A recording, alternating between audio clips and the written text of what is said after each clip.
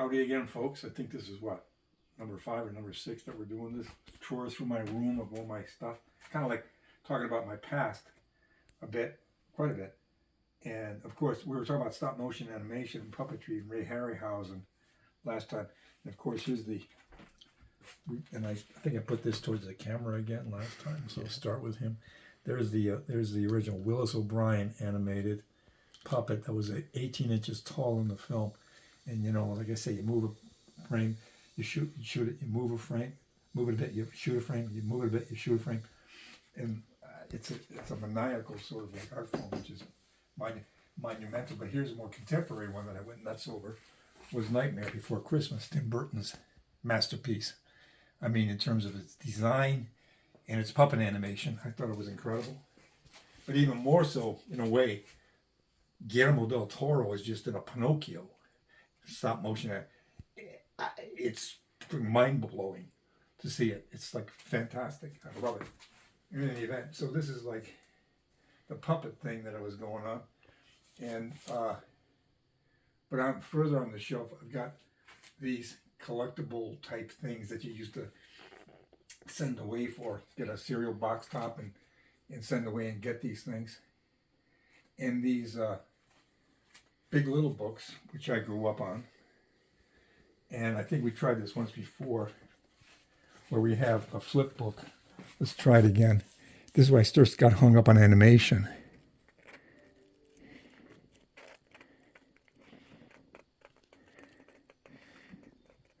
You see the shadow? Bang! This is like,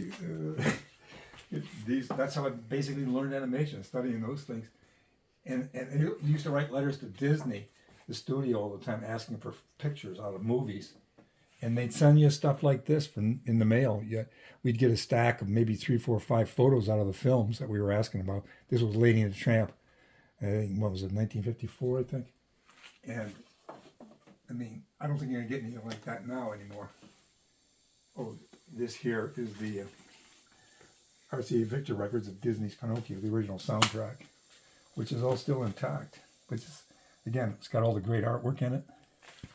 So I collect all this kind of stuff that is my childhood, basically. There's Pinocchio, my favorite. More Pinocchio.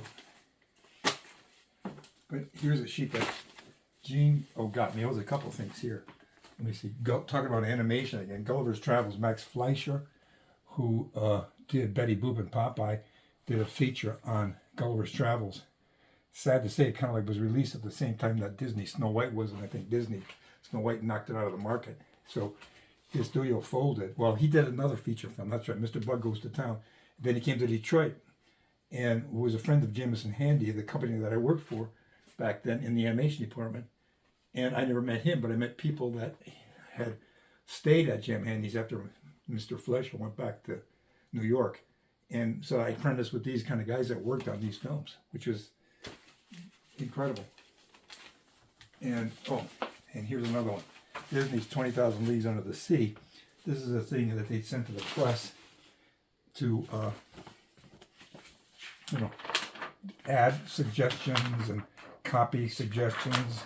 It was filled with photos and pre-written stuff from the Disney studio, different setups for ads. And I went nuts for this movie. I'm still crazy about it. I watch it at least once or twice a year. And the special effects in this, which were all optical back in the day, and Harper Glove's design of the Nautilus, which I have a model of over here, was, I think, spectacular. It looked like it was a real machine that could really work, and it had this Victorian quality about it with all the rivets and everything. Fantastic. In fact, after I saw the film with my brother, we got hung up on a giant squid, which is a giant squid attacks the Nautilus in the film. So, I don't know, how old was I? 15 years old, I think. And so we came back home and we started to build a giant squid. So we got a wooden barrel about this big around, packed it with newspapers, molding the newspapers and taping it all down. Then we started to make all the 8 tentacles. And we would cut cardboard rings, attach them together for these long, all the way going down, cover it with cloth, and then start to paint it with liquid latex. I mean, we were working on this thing for a month and it was in the basement of my parents' house. And my dad had a workshop down there and he kept coming down. When are you going to move this thing? Come on, get it finished. Because we had a whole plan to go into the back of the house, build a Nautilus deck and have the squid attacking it somehow. But it never got finished. Good old days. Crazy stuff.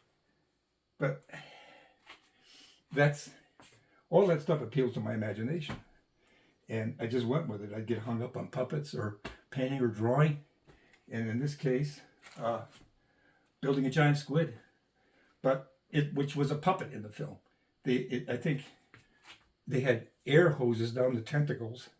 I think the tentacles were originally curled up. And they pumped the air through so the tentacle would out this way. Then they had wires going up to a rig. I think 25 puppeteers were up there working the squid.